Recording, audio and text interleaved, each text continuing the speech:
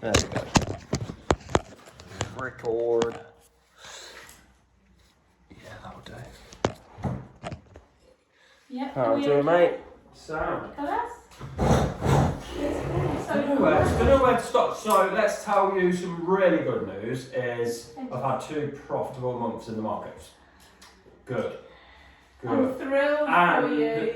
The first month, obviously from the last time, December, it was only half a month really, and I still managed to make 2%. 2%? Made 2%, which is like £8 grand. Yeah. But I was up 3%, but then obviously I carried on trading because I just want to see as much as I can make really, see how far I can go with it. But that was only to the 14th of December because obviously I decided to stop trading then just because a lot of people go on holiday from then, and a few Marco was saying like it's probably best to stop trading after the 20th. So I made the decision to stop and just finish in the green, which was I wanted to carry on, but then actually coming to the end of the month, like it was nice to like finish in the green. Like I've made £8 grand. Like what I'm doing is working. Oh, I love it. I know, and then and then this month.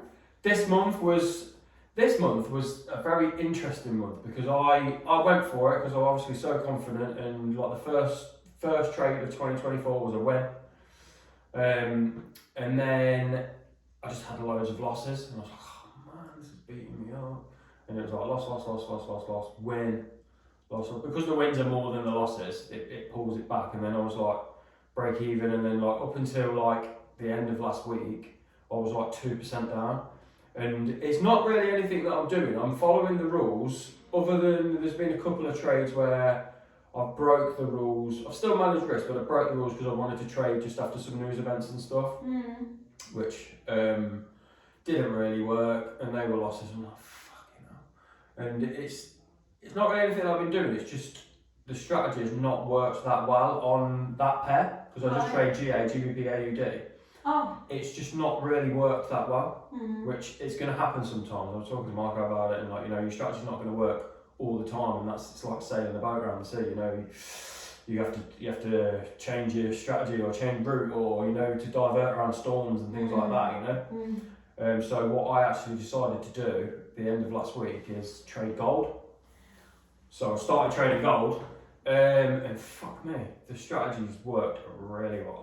I tweaked it a little bit because obviously gold is a big mover. It's quite volatile, it's a big mover. So going from trading a 1 to 2 with GA, I thought, I analysed, I spent hours at the weekend back testing and like working out, and I was like, no, this is going to work really. If we get similar conditions to this, it's going to work really well, like really, really well. I'm talking like 18% in 2 months. So I'm like excited, and trying not to get too excited because obviously conditions change or whatever. But then I've had like 3 wins straight off the back, so I've just done like 3% in like 4 days. Like so you've done 3%, so that's, oh my god, that's amazing. So in how many days? 12 days? 4 days. 4 days. And then this morning... I'm going 12 4, like what? In 3 days? I'll show you the trade. That's phenomenal. So and this is going on your method? Same entry system. In the time, it's basically like I can show you actually. I can show you so it gets more in your head like what I'm doing. And because I'm fascinated with what I'm doing because it's working. I'm like, this is working, and it's like crazy that it's actually working. So have you just got one challenge on the go, or have you? I've got 2 now. I started another one. Fantastic. I started another one just because I was in drawdown from the beginning, but it wasn't necessarily because of the strategy. It was because of over-risking and trying experimenting in the beginning that just wiped a lot of the account. Because the last 4 months I've been like profitable to somewhat like break even. I keep going up and down. It's quite close to the limit, which is affecting my psychology. And I thought, fuck it, I'm just going to buy another one. I can afford to do it, so I bought another one. And then these 3 wins that I've had are on the new account, so I'm already 3% up. Fantastic. Which I've not been 3% up because on the last account I just blew a load of it straight away. So I've never been 3% up. So I got 3% up. If I carry on like this for the rest of the month, I should pass it by the end of the month. You said, I want to just remind you, you said by January you wanted to pass your challenges. Yeah, I know. And so you're actually not far off. Not far off. Not far off, yeah. Obviously I'm not in January, but It's progression. It's progression. It doesn't. It's January, progression. February doesn't. It's progression. Well, 3 days. The last 3 days have been in January. Yeah, that's it. So I've got profits. Yeah, so it's good. It's good. Yeah. It's good, and I'm trying not to just take on board too much of what other people are doing, because what I'm doing is so different to what everyone else is doing, and I think, you know, I'm trying to achieve. Obviously, I respect the other guys in the group, but some of them have been doing it like 8 years, and yeah, they're making some money from it, but they're not making millions, that's what I want to do. That's what I've said I'm going to do. So Yes. I'm doing something different. I'm taking it a lot more seriously, Mm. and I think sometimes, I was saying this to myself, like, sometimes, you know, like, you're not seeing actual results, but it doesn't mean that you're not closer to what you're doing, because you have to go through all these things, and I feel like I'm close. Like, I did feel like giving up a little bit like a few weeks ago. Obviously I never will, but I did feel that, and then obviously to just come back and then get another profitable month, which is building confidence. It's more and more confidence. So I've had like 2 profitable months on a big account, which I've never done before. And 3%, which is great, and on 2 accounts. Well, no, it's 2% in December, Yeah. and then obviously I've wrapped up January yesterday, which I finished 1.2%. But if I show you my report, like, it wasn't looking great, and then I just pulled it back at the end of the month. I've not had many wins. I had loads of losses, but then I had a few 3 really nice wins at the end on gold, which I've wrapped up into January, and then I've got to start fresh. But I did it but because I swapped the accounts halfway through, well, a week ago, I bought a new account, so I started trading on the new account. So the new account's actually in profit. So are you still working on your old account as well? Yes. So can I just check in with you in a minute when we've done this? We might talk about those losses, if that's okay, because what's happening is that you're riding high on the gold rush. Yeah, exactly. Feels like you've been out there gold mining. Yeah. Let's have a look at this. It's amazing. So this morning, a trade that I didn't take just because I was so fucking tired. But this is what I'm trying to just take this off. So that's the trade 1 to 4. If you remember before on GA, I was going for this, like 1 to 2s. Yeah. Because gold moves so ferociously, there's these moves on the table. Right. But look at it, fucking hell. Yeah. I was going to take that trade this morning. I actually set this up. And you would have gone in there, is that right? So if you look, this is what I'm looking for. This is the skill of what I'm looking for. So let me put on, this one might complicate things, but I'll just show you. Here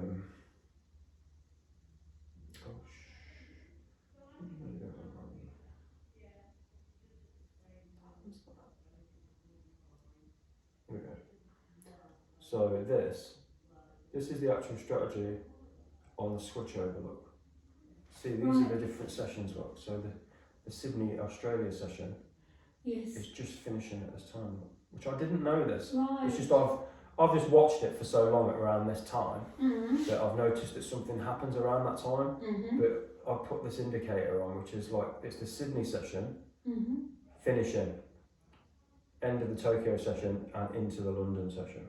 Oh, see it? Yeah. You can see that. It's quite see different. It. Something happens. It either goes one way or the other. But let's just take that off. And with this trade here, can I just check in with you've been selling? Selling, yeah. That's it, rather than buying. So there's a little bit. Been buying, wouldn't it? This would be buying. So I didn't take this trade just because I was so tired, but I didn't want to buy it here just because it was at this level, and there was a load of news yesterday that was probably a bit negative for gold. So I wouldn't have bought into these levels anyway. So I was selling, and I think I just woke up at this time and I was knackered. Like, I was struggling to keep my eyes open. So I thought, you know, one of my rules is don't trade when like tired or emotional. Excellent, yeah. So I thought I ain't going to take this trade now just in case I cock it up. Like any of the stocks, which I'm pretty confident in my ability, but I'm not joking. Like, I was nodding off like this. Yeah. And I just thought, fuck this, I need to go back to sleep. Which was annoying. That was a good trade. Look at that, it's a good trade. It's a good trade, look how much it went. Yeah, I know, yeah. And you would have, and then you lock out at this point, don't you? Yeah, so that would have been $8,000 there. Right. So this is, I took that trade. That's a trade from yesterday. Fantastic. You obviously bought. Yeah, I bought that trade, won that one. I took half profits on this one. So I have a strategy of taking some profits. Oh right, okay, so you pulled it out of it. So yeah, so when it gets to 1.5, I move to break even. And then when it gets to 2.7, I move to 1.5. Right, okay, so you've still got your profit there. Yeah, so good idea. it's a good idea. So the win rate, should be about 50% anyway, but it'll be even, still have more profits because on a lot of them I'll move to this. Yes, So sometimes I'm taking a few grand out, even if I don't get a big win, I'm still covering probably a few grand, just taking it. Obviously sometimes it'll come back down and take you out at 1.5, but I'm excited about it. And that one as well, I took that one the same. So that one, that was quite a steep climb, wasn't it? It took a while to get up there. Yeah. Didn't it? Yeah.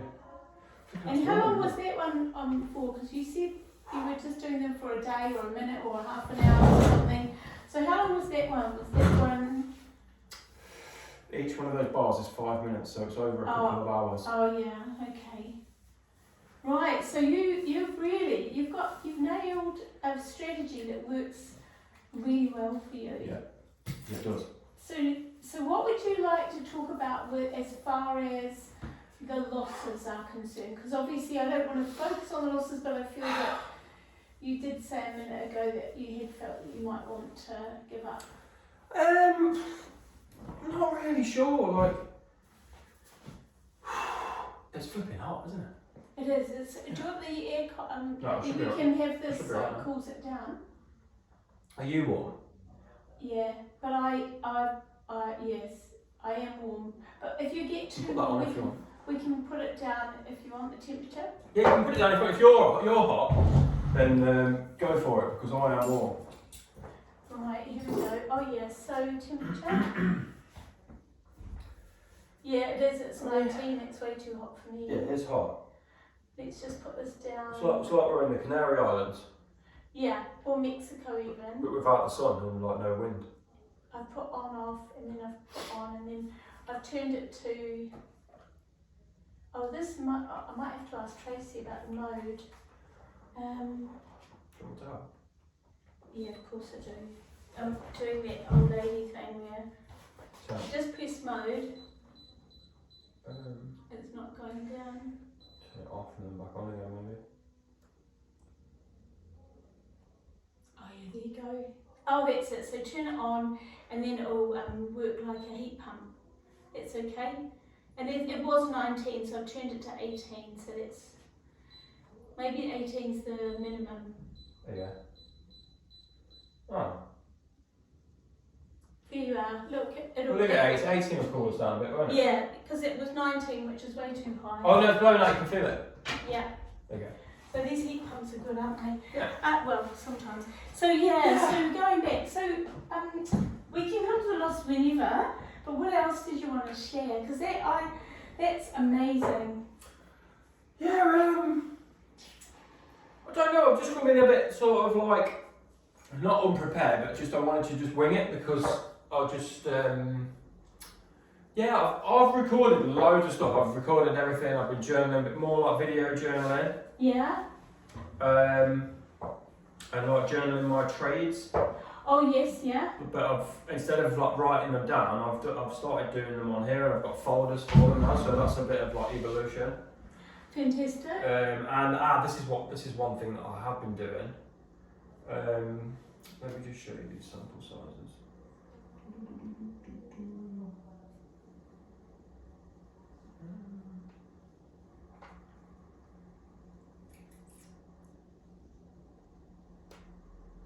So I've been doing videos and sample sizes, so this is my sample sizes. Right. Yeah, so that was the first gold trade, which was a loss last week. And you put notes next to it? Yeah, so I'm doing them like this. So I'm doing my confidence out of 5. So this is where I'm at. Confidence 5 out of 5, 4, 5 out of 5. Love it. And this is perfect execution. Flawless execution of plan managed to get some sleep in between tasks. So actually, you know, by doing that, let's have a look at this. I managed to get some nice sleep. Feel good and on point, executing the plan flawlessly. I didn't move to break even just because it didn't get to one to one. Confidence 5 out of 5. Look at that. Brilliant. So, and this is you With my red light.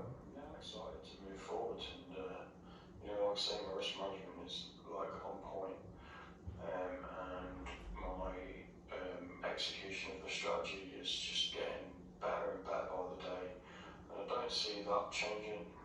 I'm just going to keep trading this for like 6 months.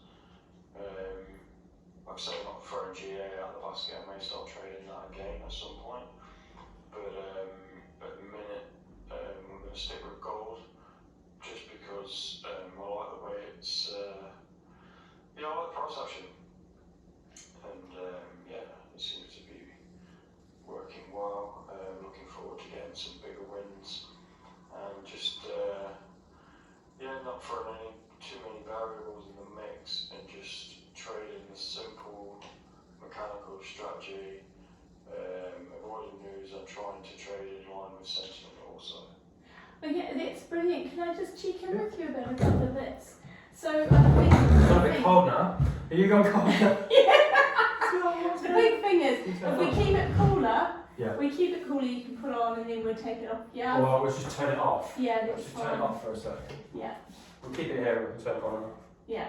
So let's just go into this. Feels like a new year, new you, new start, new. Yeah, it It is. feels like really new stuff, but it also feels like you've actually created. It's like building a house and now you're living in it. Yeah. Yeah. Does that kind of make sense to you? Yeah, I think obviously you've read the Trading in the Zone book, haven't you? So, what I'm doing, as in the mindset and the psychology, I've got from that. Mm-hmm. You know, like he says to do a sample size of trades, and then once you've done that and you've got it into your belief system, once you've seen something working, Yes. and you're using a mechanical system that's simple. And it's not like this, all these indicators, which I've seen from a lot of traders in the group. Yeah. There's like people have so many different confluences to enter a trade. Sometimes I've seen some with like 20 things that they need to enter a trade, which you're putting more variables into the mix. And I feel like it's common knowledge really, but I think people are so it's not egotistical, but they want to be right and they want to do it their own way and this, and obviously not, because I'm the same and I'm doing it my own way. But what I've worked out is the more simple the strategy is, the easier it is to execute and the more effective as well. And also the fact that you demand of yourself that you don't break your rules. Don't break any rules, follow the plan. And like I say, Mark Douglas talks about this in the book, doesn't he? He talks about this in the book, and I follow a lot of people that I look up to, like OGs in the game, like old traders. Yeah. And there is like a common theme of like having like sticking to the rules and just keeping it simple. And that restructuring the belief system. So when you see something working and it is a simple strategy, like it's less complicated for your mind. Like my strategy is very simple, but it wasn't very simple. I've refined it to be simple. So there is kind of a lot going on in it behind the scenes, but my brain's already learned all of that. So all I need to do is put a box on in the morning, and I wait for a little break of the box, and then that's my trade. That's it. It's like 5 things. It's pretty much work out the direction that I'm going to trade in, but not be too stuck to the direction. In case you see it. In case because it can from an evening time to a morning time. When say if I check it at night and then I check it in the morning, through the Asia session, it could be different, and I'm like, well, that's not valid anymore. So and all them things are going on behind the scenes, but I don't have to think about that too much. I just look at this box, or it gives me all the information that I need. I can work out where the price range is from the candles, and when we get an expansion of that box, when I see a close of a candle on a 5-minute chart outside of that box, that's my signal to just trade it. Yes. And that's it. And I've seen that work in so many. Obviously, it doesn't work all the time. It doesn't need to work all the time. It doesn't even need to work half the time. I can get away with it working 40% of the time, and that fills me full of a lot of confidence. And because I've seen it working so many times, that's ingrained in my belief system that works. So when I see that, I'm like, ding, ding, ding, ding, I need to start putting the trade on. So can I just also, I want to just check in because when you first came and you had personally lost quite a lot of money yourself because you'd started, it's like he said in the book, that you start and you're like, you've got winner's luck, and then what you do is you have confidence, and then you know, like when you're exploring right at the beginning, and then what, like you said just now, that like you, at the moment, you know that going for the gold is the right thing because it's connecting with you. I'm just checking in where you are about that, the loss to profit, the loss to win scenario, because the probability is, like you say, you get higher wins, but how do you, when you've got like a run of say 5 losses, where are you? Are you still back at the beginning, halfway there, or do you feel as though you've got a new perspective on these losses now? I've got a new perspective on these losses, and I can potentially have 5 losses in a row. I can have 10 losses in a row, and there's nothing you can do about that other than maybe stop trading for a bit for a few days, which potentially that's not part of the plan at the minute because I have just kind of persevered. And like last month, I've not worked out how many losses, but there was more losses than wins, but I still finished in a profit. Well, that's what he talks about with That's what I mean. prosperity, doesn't he? Yeah, and he also says in a way, sorry to interrupt, doesn't he say in a way that like by stopping trading doesn't stop the losses or the win. It doesn't, it's not necessarily beneficial for you to stop trading. No, this is it, yeah. So I haven't stopped. I just kept going. It's like today. Obviously today,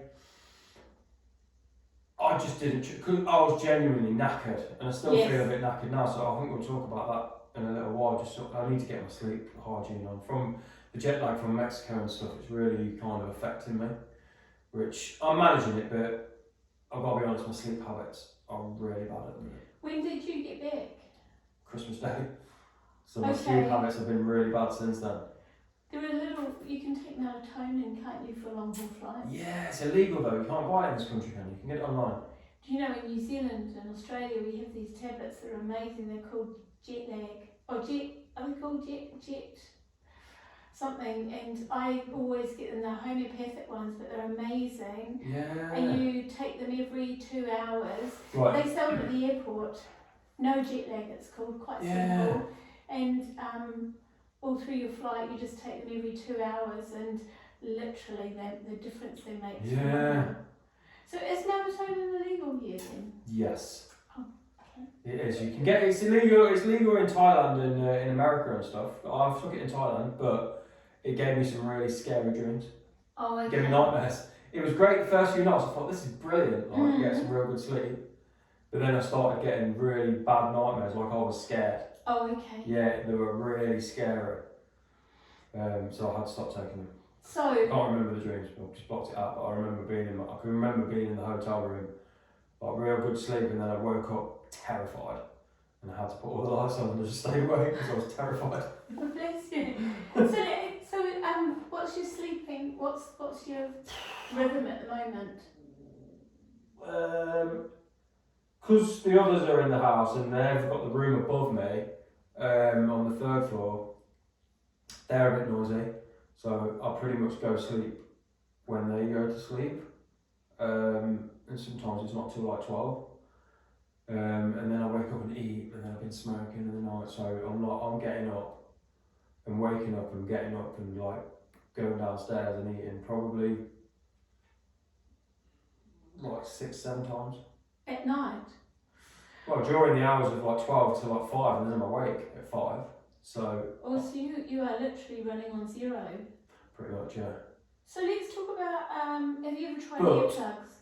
Yeah, but what I am doing is when I get up and yes, this is what I want to talk to you about. Yes, this is something really cool that you'll like. So the last trade that I took, I can't remember if it was the last one or the one before, but it was a recent one anyway. I win. The detachment from it, which I think this is a superpower, and I really enjoy this and this concept of what I'm actually doing. So I'm awake at 5:45. I wake up. I've got my iPad. Sometimes I'll switch my light on. I've got one of those red heat lamps, so like get the red light on. So I've got the phone. I've got the iPad by the side of the bed. I put my box on. Whatever. Work out the trade. Put it on. Double check it. Triple check it sometimes. Obviously it's early in the morning. I double check all the figures.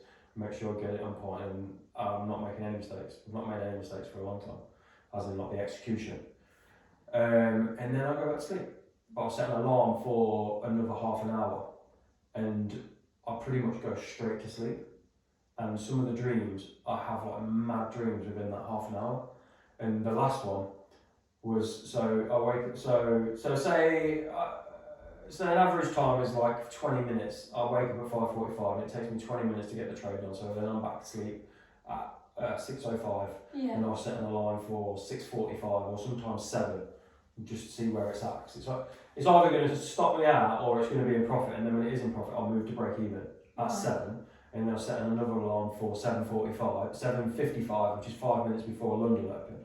And normally the trade is up past, like, into some good profits for me, and then I move the stop again. So if it does stop me out, I've took some profits out of the trade already. Right. Yeah. So I don't know which session of sleep it was, either the half an hour, 45 minutes, or the hour before the London session. But I've had this a couple of times where I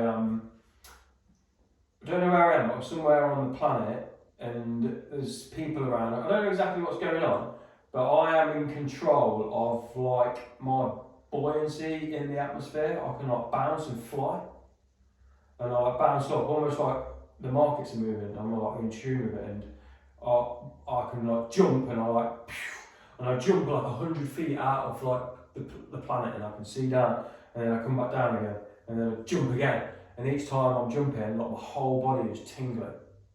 And the last time I did it, I must have did it 8 times while I was asleep, but I was actually controlling it, and I was like, this is fucking great, and I just kept doing it. And I woke up like I was like refreshed, like it was almost like healing. It's almost like I'd had healing, you know, like my whole body was tingling, and I woke up like, felt like I'd had like 10 hours sleep in like an hour. Wow. Yeah. That's happened a couple of times. Is it? Yeah. I feel like it's a common theme. So it feels like astral planing? Yeah, it's crazy. It's great. And then I wake up with money. A lot of the time. It's crazy. So let's see your interpretation of that, because that feels like it's an experience that is really important. Yeah, it is. There's something really going on there with the detachment from it, because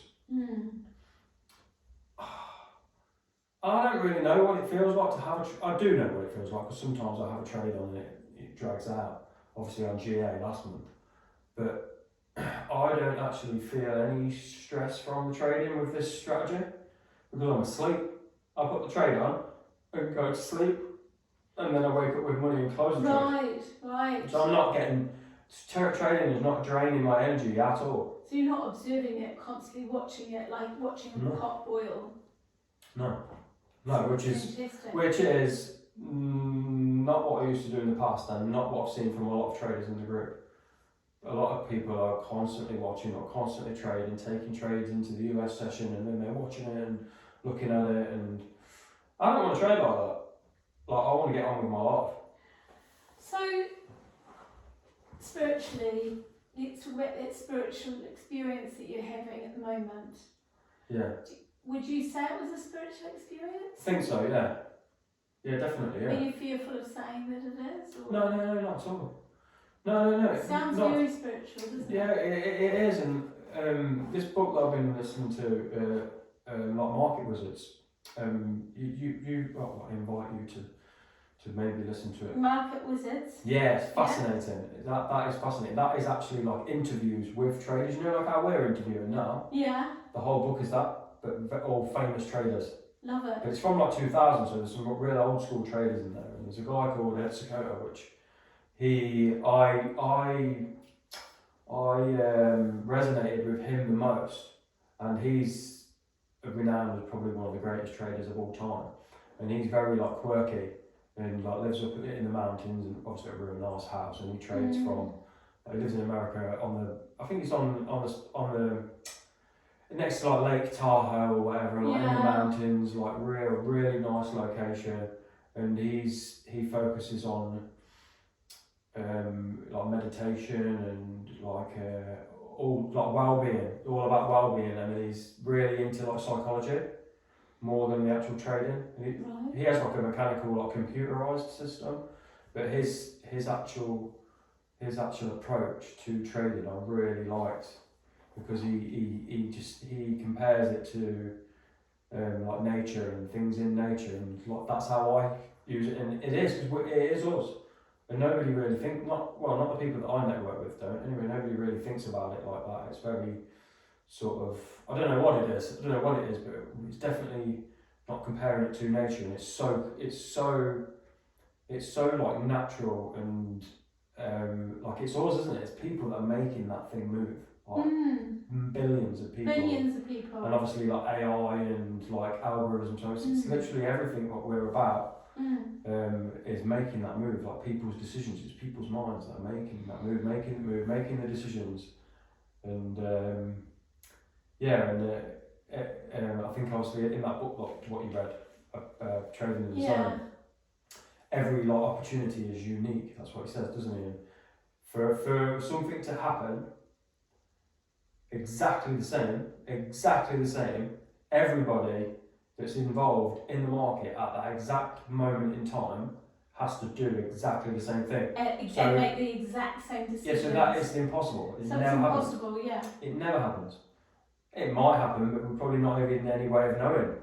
You know, but obviously to make the market move, there needs to be enough people thinking the same thing for it to make it move. And I love that about it. And that's what I like about gold. It's like, if you could have just been a fly on the wall and seen the trade moving, it's like going from trading GA to trading gold. It's like jumping out of like a Honda into a Ferrari. Love it. That's what it felt like. So it was faster and more precise, and it was more expensive. Like it was like wow. It was like fucking hell. But I feel like it's a really good analogy to the analogy of gold and comparing it to GA. Literally, that's how it feels. And I also need to respect it like that as well, because you know, if you don't respect a Ferrari, it's going to bite you, isn't it? It will catch you out. Yeah. And I know that with gold, so I need to take my time. But as long as I've got my risk management in place, I can't really go wrong. Well, I can't. And so let's talk about manifesting. Yeah, go on. So it feels like you are manifesting, and it feels like what you're saying is manifesting not only the funds, but like the ultimate goal of your mantra. Yeah. And I know that you said 2026, but you're open to that happening earlier. Yes. Yeah, of course. So I just wonder about how that's amazing that you're in that manifestation zone. Yeah. Oh, it's exciting, man. It's exciting. I'm so excited for you. It is exciting. It's just like, I feel like I've almost done like my apprenticeship on GA. Yeah. Like that was like slogging it out, really rough conditions. It's a fucking difficult pair to trade. The last month it's been so difficult to trade, and I was just doing my best with it. I did my best with it, and I just managed my losses, but it was just loss after loss after loss, and I was like, this is just pissing me off now. But I never over risked. I never got too down about it. I just kept going, kept moving forwards, and then obviously just decided in the end to like, this is not working on GA, so I've traded gold, and then it started working on gold, and then I've looked back at gold and thought, fucking hell, if I'd have traded gold all last month and did exactly the same thing as I did with GA, it would have made money. A lot of money, a fair bit. And flip that round and say, I'm so glad I didn't do that, because I just had the final part of my apprenticeship to go. Yeah. But I can hand on heart take a loss now. Yeah, fantastic. And I embrace taking a loss, because you've seen how fast that fucking thing moves. Yeah, if you take a stop off or you over risk, it's just going to wipe you out. So and in that concept of that, you know, it's like small loss, big win, small win, small loss, big win, small win, and that's like show you my book. Obviously everything's random, but what I've been doing is trying to it's like a visualization thing to try and get me used to probabilities. This is the back testing of the strategy that I did. I obviously stress tested it and went through it so many times, and that was the sequence of wins and losses over a period of about 6 weeks. You're really good at patterns as well. Patterns, yeah. So break even is obviously trade that I moved to break even. And this here, that's obviously this is the profits. What this sequence made. But this is So there is a pattern here. Yeah, there is. Can you see it? Yeah. Yeah, it's fantastic. Yeah. Look, wins, losses in a row, wins in a row. That's weird looking at it from this angle. Look at them wins like there is a pattern like 1, 2, 3 like that. Wow, that's so crazy. The one I checked in with, the one that stood out to me was your break-evens come together. Yeah. They come in pairs. So there are some things that come in pairs. I mean, there's some random ones, but often your wins come in pairs as well. Yeah, win, loss. That's crazy. But isn't that exciting because that feels that it's manageable, loss. It's manageable with your emotions because this is amazing. This tiny little bit on a bit of paper. Because it makes me because wins and losses affect you. Like after a win, you're excited. After a loss, you're a bit like down. But what I'm trying to do is just try and normalise my psychology, like balance, which I'm doing everything I can. You know, I'm Tai Chi, I'm meditating, I'm doing everything I can, and so out of there, it's working. There's 7 break-evens there. Yeah. But I like this idea. Yeah. So looking at it from this, look, BBE on that line there. Yeah. That's amazing. Dean, I feel as though you've got something here where maybe the losses have to be part of the pattern. Oh, of course, they are. But 100%. listen to you. Yeah, when you first came here, I didn't want to lose. What you did was, you said, yes, I have to lose, but you kind of had it in yes, I have to eat cow poo, but nobody wants to lose. But listen to you. I mean, that's you have to lose. You have to lose. It's part of it. For the probability. Yeah, so this here, it's like, obviously if I went back through it, this would be slightly different again. But there is a common theme and it roughly works out about the same. It's like, I went through 30 trades and there was 10 break even, 10 wins, 10 losses. And that's still a lot of money. Yeah. Because of the money management strategy with the 1 to 4. Where you pull out as well. Because each win, every win is 4 times the size of a loss. So, over 30 trades, the 10 break evens, 10 wins, 10 losses. But then out of those break even trades, half of them would probably still have some small profits because I'm trailing the stops. And you're pulling out the... Yeah, I'm trailing the stops. So some of these break even ones may have gone on to be a winner, but if I'm trying to stick to this of moving to break even, so no profits but no losses. But then when it gets to 1 to 2.7, I'll move to 1 to 1.5. Are you with me? Yeah. So then it'll take some small profits out.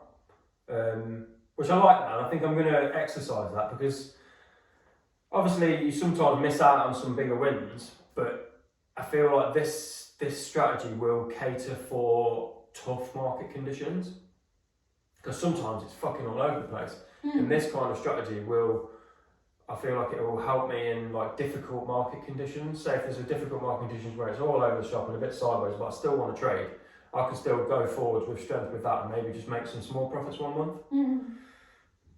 What I really like as well is the fact that you are more easily able to cut.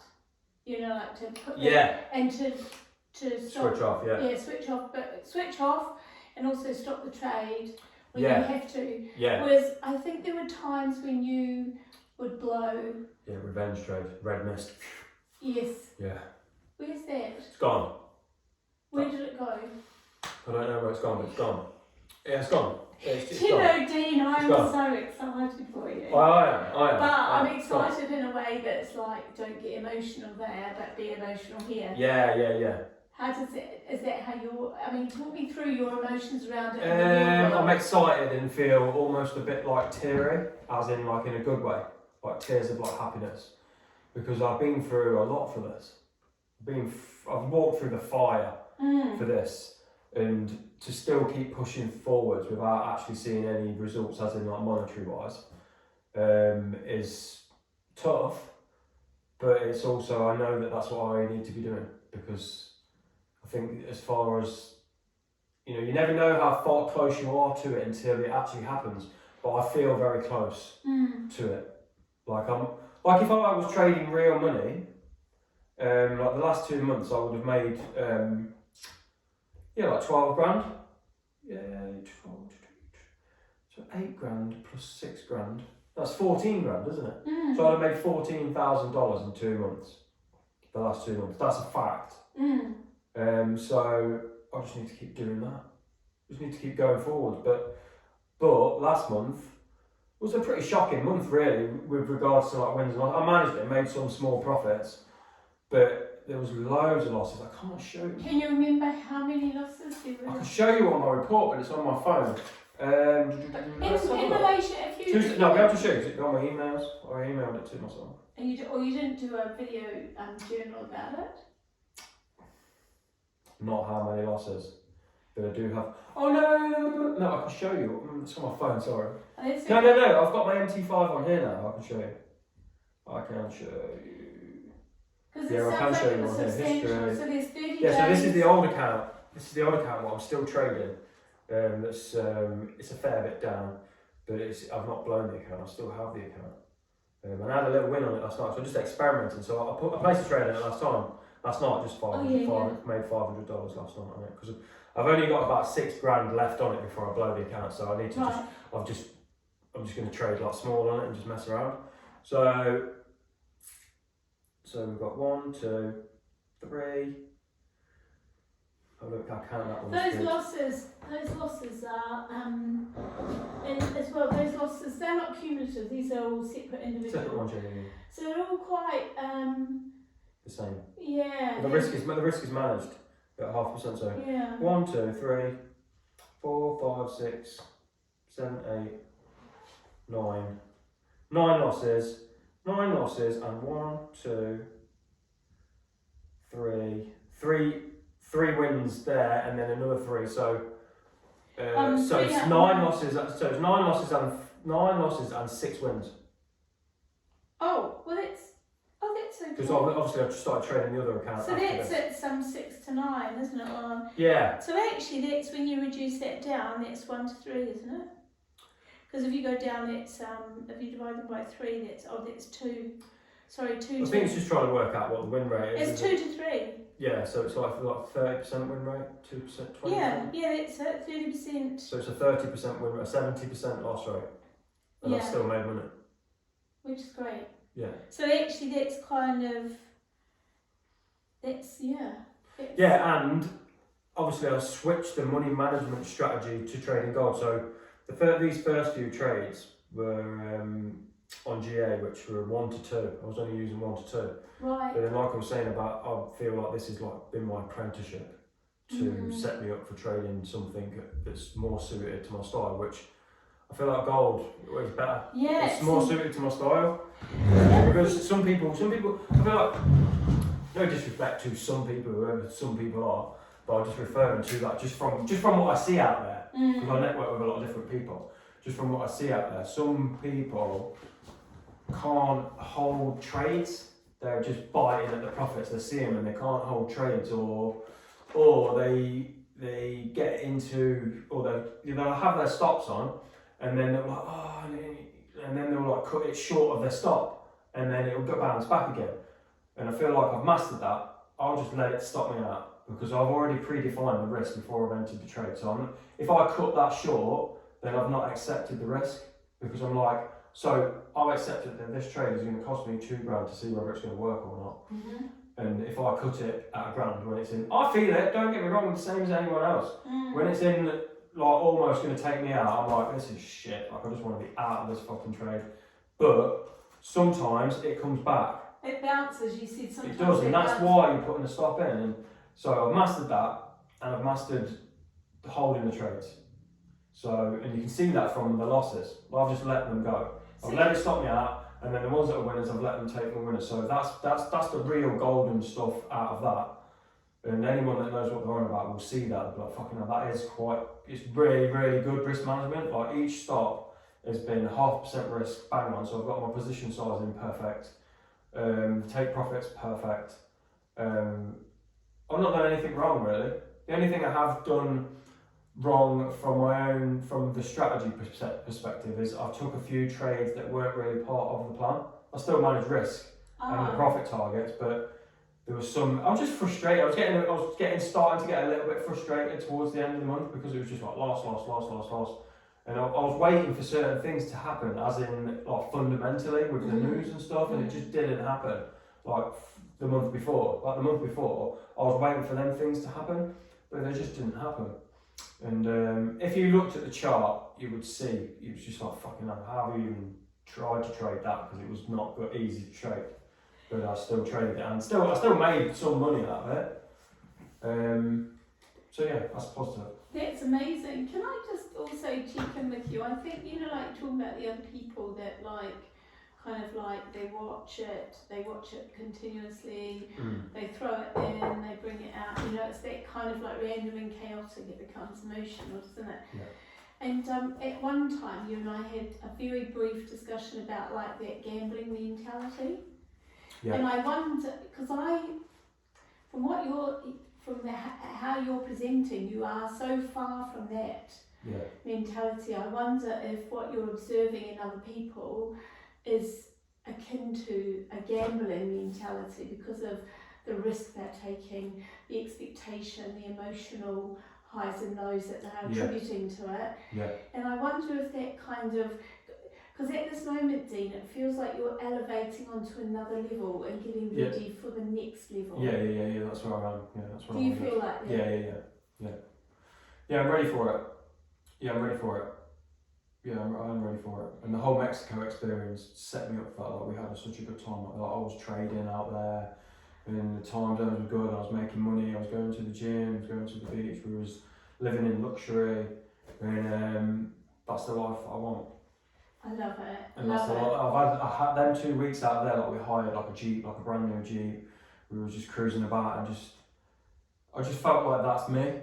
Felt like that's who I am, should be. And then I come back here, and it's like, I still like my life here, but my life here, I want it to be how I envision, with my place and like my therapy centre and like a freshwater pool and an area to do just all the things that I do on a daily basis anyway, but just bigger, like have a gym on site and then invite people to come round and just be fucking so cool. And like, I need money to get to that point. I need more money.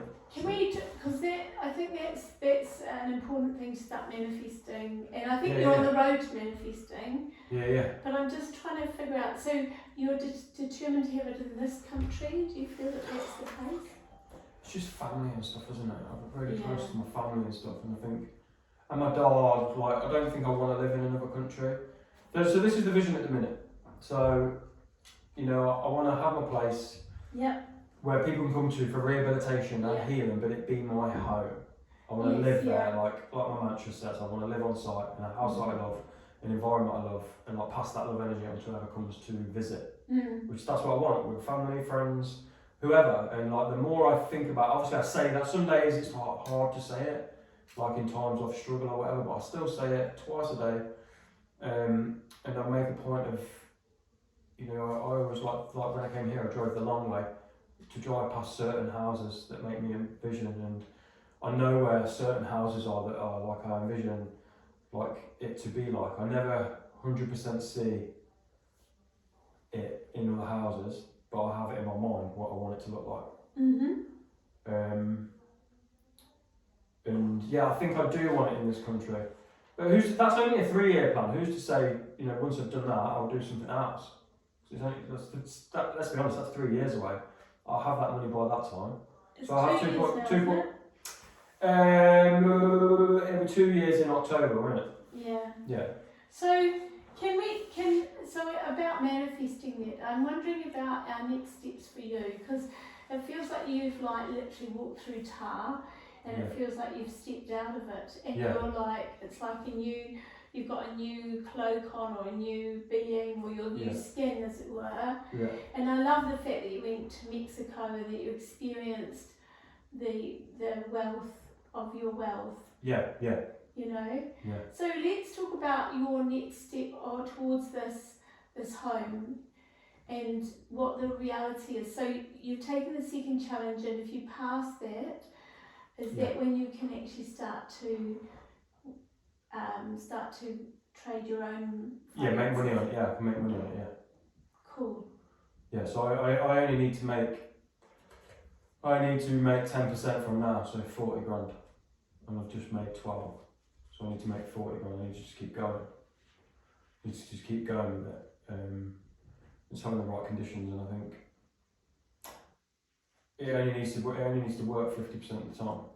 It only needs to work half the time. How do you feel if it takes a bit longer than you think? Yeah, I'm patient. I'm patient with it. Like it's going to take as long as it's going to take. Obviously, I have that time with it, but I'm not going to try and force it because that will create another issue. All I'm trying to do is be as relaxed as possible each day, so I'm well rested, so I can make good decisions early hours in the morning. So that's all I'm doing. It's like with the flooring business, we're a little bit quiet at the minute, and I'm not even really thinking about that. I do have some money, and like we've got a little bits going on and stuff, but I'm so done with that. Like I'm all in with this thing. I'm all in. Obviously, I'm keeping that ticking over, but I'm not even worried. Like if I carry on going like this with no money coming in from the trading, like I'm gonna have to start doing something. So I put myself in that position to. I need to do this. Like it has to work. I have no other option. Love it. And I'm putting myself in that position because I don't. Obviously, I can fucking go out and do whatever. I can go and start laying floors again if I want and earn myself $1,000 a week or whatever. Don't want to do that. I can't think of anything. I do not want to do that. I do not want to do anything other than this. This is what I want to do. And this is what I'm supposed to be doing. So let's deal with the sleep. Yeah, the sleep. Yeah. Because you know. That's the only thing I'm really struggling with at the minute is the sleep, which has caught me out this morning because I should have took that trade and I didn't. Well, no, it's not annoying though, is it? Because actually what you did was ultimately the bottom line is you kept your rule. Yeah, I needed to. So actually, too tired, yeah. It doesn't matter. Yeah. You haven't missed the trade. You just kept the rule. I was literally I had the iPad set up and I'm there. Like normally I would be sit up and I would be alert and awake but I was like this and I was just like.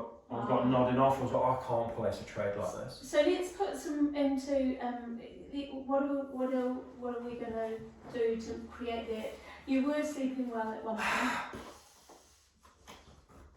I think the ideal scenario would be to go bed early and wake up and get up and be up and early. But then it creates the stress of actually being in a trade and being awake. No, it's not about the being awake for it. It's being awake for put the trade on, isn't it? Yeah, I need to be awake to put the trade on and then I can go back to sleep. And you can astroplane. Yeah, that's what I want to do. Cool. Like it works. Like I've been doing it. I used to think it was a bit like unprofessional of me, but it's a superpower. Like it is. Who's watching you? Who wants to be sitting and watching a trade? Well, do you think it works better if you watch it? No. It doesn't. No, it doesn't. I'm better off just setting an alarm because let's be honest, it's not going to do at that time in the morning.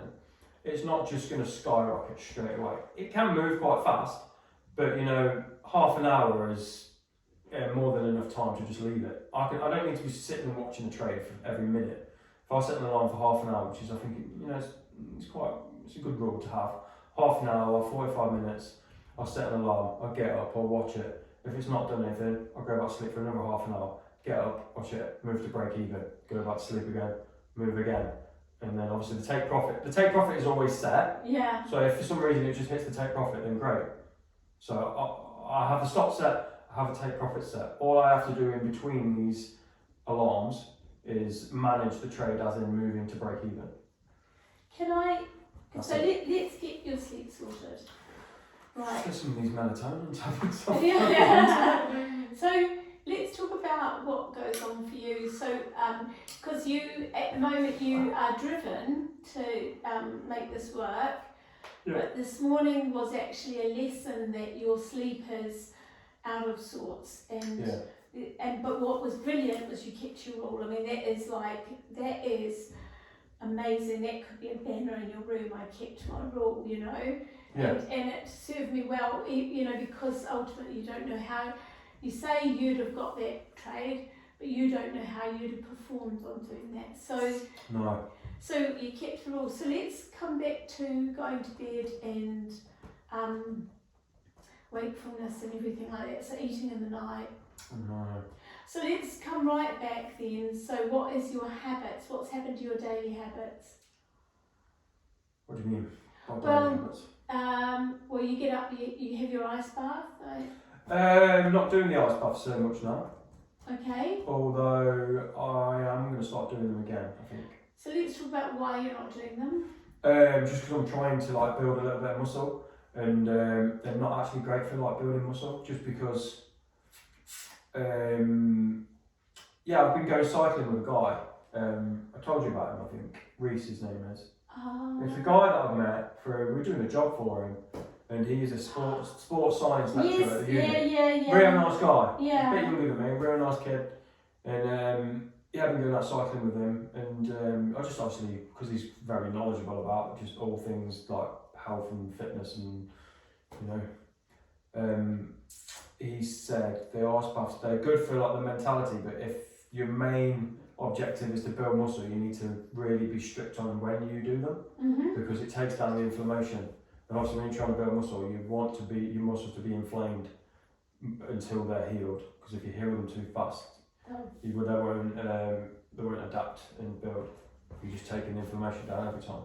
Cool, okay, so that's why I've not been doing them as regular. Or I've been doing them just up to here. Oh, okay. So which I don't mind, to be fair. I reckon I could still get away with just doing them up to there, because obviously I just want to build up my top half a little bit more. Not too fussed about my legs, because my legs are quite chunky anyway from like the cycling, but I just want to like bulk up a little bit up the top, which I have been doing. So I don't want to like undo any of that. So yeah, that's why I've not been doing this reckon. Cool, okay, so let's talk through your day. I mean, maybe your sleep pattern, what you're doing at bedtime, what's happening what time did you used to go to bed that was good for you? This is what I mean, I try and go to bed early. Well, that's not always the answer, No, this is it. So what are you doing at the moment? From say 8 o'clock in the evening onwards. So a typical day, what did I do yesterday? What day was yesterday? Wednesday? Yeah. Wednesday. I was doing stuff, obviously I woke up in the morning, took a train, went back to sleep, and grabbed a couple of hours sleep again in the morning. So I'm getting the sleep in, but I'm getting it in the morning. Yeah. So this is what's going on. Moving, yeah. Yeah, so it's still on the Mexico time, kind of. So these are my typical days at the minute. So 5:45, bit of sleep, astral plane, whatever, which is pretty good. So I'm getting my sleep in the mornings. Yeah. So this is what's going on. So let's think about how much sleep I'm getting. Are you oversleeping? I don't think so. I don't know. I just don't know. It's all over the place, isn't it? Yeah, it is. I just don't know what's going on with regards to sleep. You can get those monitors, can't you, to work out. Yeah, you can do. Even on your Fitbit, you can get that where it tells you what's happening, your REM sleep and all of that. Yeah, I think I need to get one of them. It has been proven that you shouldn't sleep too much.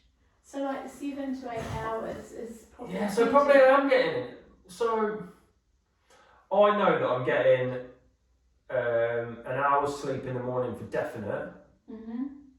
Maybe 2 hours. So I'm getting 2 hours sleep in the morning, probably 3. I reckon 3 hours sleep in the morning with my trading routine from 5:45 to like till 9:30, because I wake up and take the call. But sometimes if I've not slept that great, I won't even take the call, and I'll just sleep and get another hour. So I reckon I'm getting. Let's be not so generous and say 3 hours in the morning, but then I'm going to bed at like, I sometimes get in bed at like 9:30. Oh, But that's... then I'll go to sleep at like, I'll go to sleep for an hour till like 10:30, and then I'll wake up. So 9:30 is, what time did you used to go to bed before, you know, when, like before Christmas, back in the olden days, last year? Would it be 10 like o'clock? then, like early, like 10, it's like 10:30 or something. 11, but the pattern's always been the same. And I think because I take medication to go to sleep, they're prescribed by the doctors. I've been on them for years. What they actually do is they make me hungry. They make your stomach produce an enzyme that makes you hungry. Right, okay. So what actually happens is, and they're like dual acting, so they have like a sedative. So if I'm really tired and want to go to sleep, I'll take them, I'll go and get into bed, and I'll probably go to sleep for an hour or two, and then I'll wake up starving hungry, even if I ate loads of food. And so then I'll go downstairs, and I'll eat like Weetabix, maybe have a smoke, and then like I'll get back in bed, and then I'll probably You're napping, no? yeah, and then I'll go back to sleep for maybe another hour or two, and then I'll wake up and do the same. Okay. I'll wake up, have food. So are these tablets working for you? Yes, I feel like they are. Because what you've just told me is that they make you hungry. Yeah. Actually, when you listen back to this, you'll hear. They do, but I've tried to stop taking them before. And what happens? It's not good.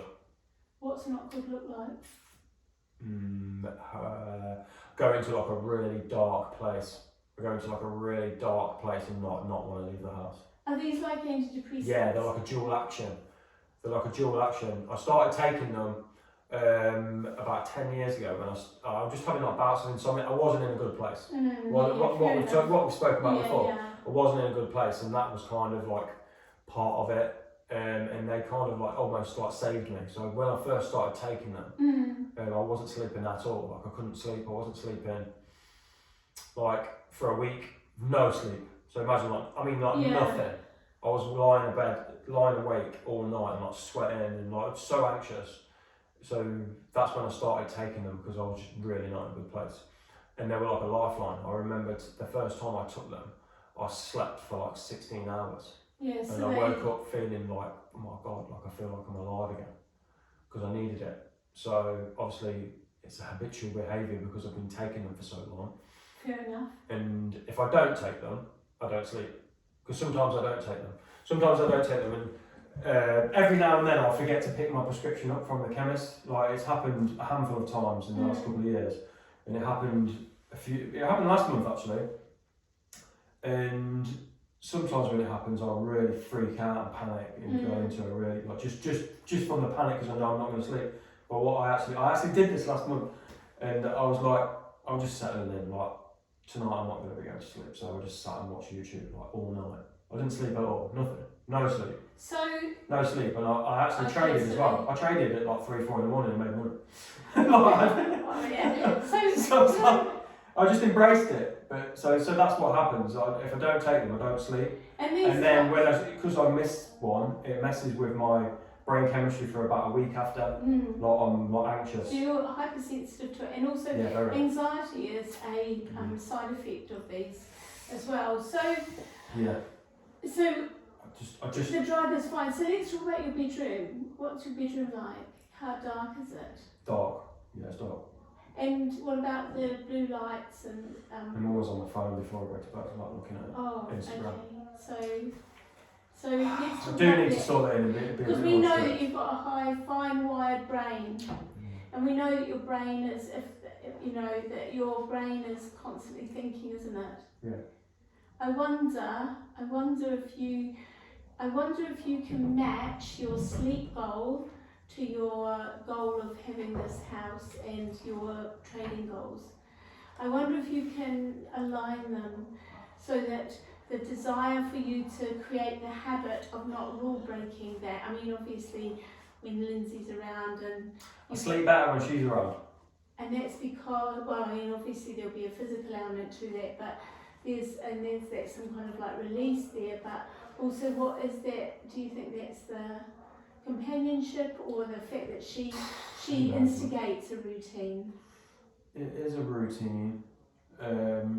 It is a routine, and I feel like every time she stays over, we have sex. So, which is great. That's which is great, and that helps me sleep, obviously. Yes, yeah. But I can't have that all the time. Well, I could, but Well, yeah, whatever. I don't know. So, Not sure whether she'd be that happy about it. She that's probably it, would be constantly, yeah. So what also about her staying over, there'll be a routine where she will kind of like, not enforce, but it becomes part of a routine, doesn't it? Yeah. So what is it? Is it like 10 o'clock at night, or is the ritual? A bit later, to be fair. We watch a bit of TV. I've never really watched TV. I think I might start watching TV, to be fair. Mm-hmm. Because it's like, I feel like it is, it's just finding the right things to watch, isn't it? I've never been one to watch TV, really. I think if you find, like, I've been watching some of the David Attenborough stuff, and like, have you seen that Life on This Planet? Oh my god, With yeah. Morgan Freeman. Mm. Fascinating. I feel like that made me actually, when I watched that, I'm like, that made me really embody like what I'm doing as a trader, and like, this is what I should be doing. You know, like, we are like the apex predator. We are. So, we're savage beasts. We've like dominated everything. We've killed everything. Yeah, we're still killing it. So one of the things as well is it might be, I always, do you want some more water? I'm all right for a minute, thank you.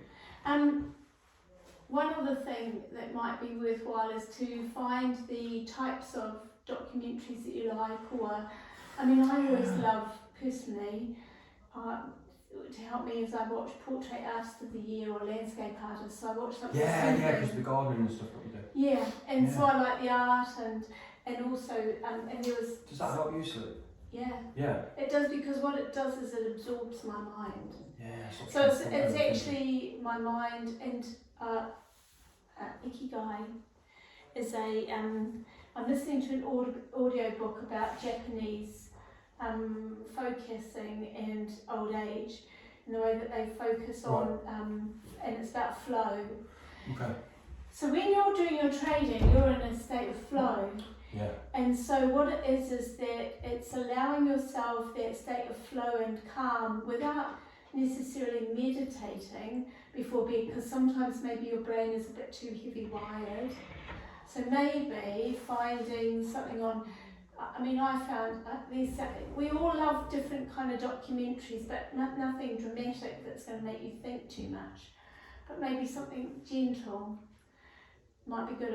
I watched, one of my favourite ones was a documentary about these people who swim in the natural water in Hampstead Heath. Yeah.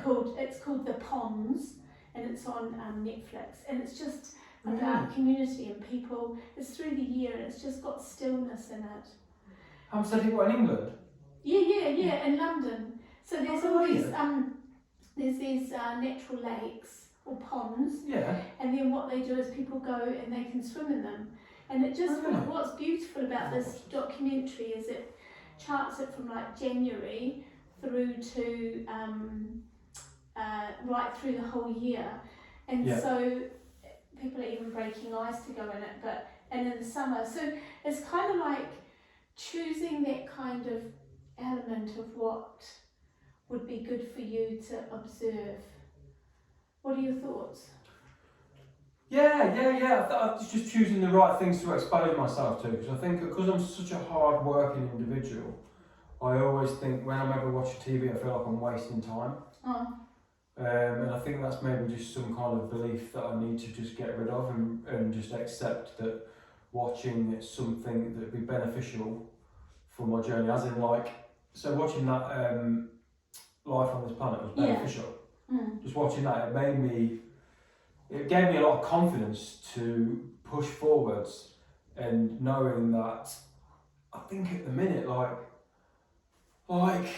just with this arena that I'm in,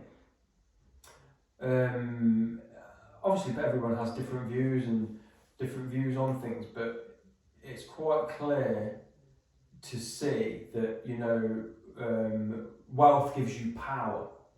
Gives you power, like you can do so. You can save flipping endangered species if you've got loads of money.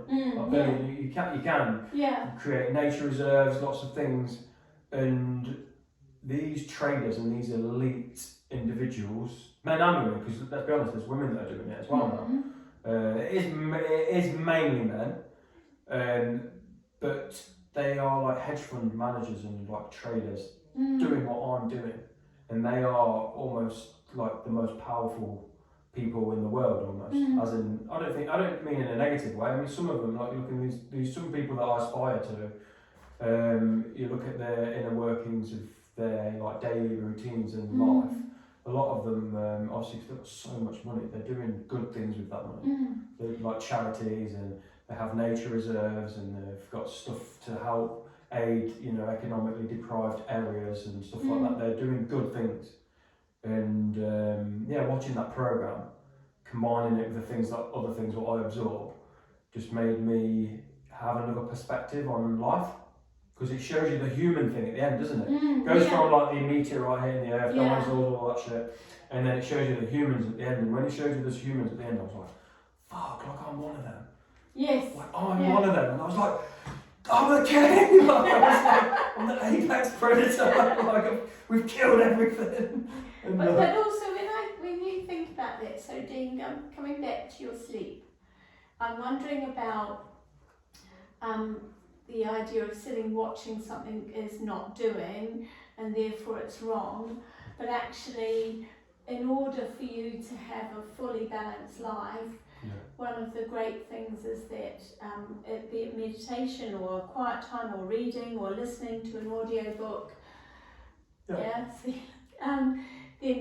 I wonder if you can align that need as part of a routine which will enable you to reach those goals. Not the final goal, because you're going to have more goals once you've built the house and everything like that. Because I wonder if you can bring that together. The fact that it's not so much I have to go to sleep, but I'm willing to go to sleep, and my habits before going to sleep need to change right now. Yeah, they need to be better. Well, what does better actually physically look like? What are you going to promise me that you'll get done? This is what I mean, because sometimes I don't do anything different and I just sleep anyway. Okay, so... It's just random. So it's random, but at the moment, you've got an issue of eating through the night. Always had that. I think even before I used to take these tablets, I had it. Oh, did you always eat? So, like, have you been eating through the night the whole time I've known you? Yeah. Oh. Yeah, so it's not anything why has this only just come up now? Is it like a secret hidden... I just never really think about it. It's just something I do in the night. I have some fairly weird habits. I've always done it though. I always wake up hungry in the night. And always like 3 or 4 times. Have you always not slept? Not always. I won't eat. I think it's just the first part of the night. But it's not loads of food. It's not like, so I'm quite strict with what I have in the house now.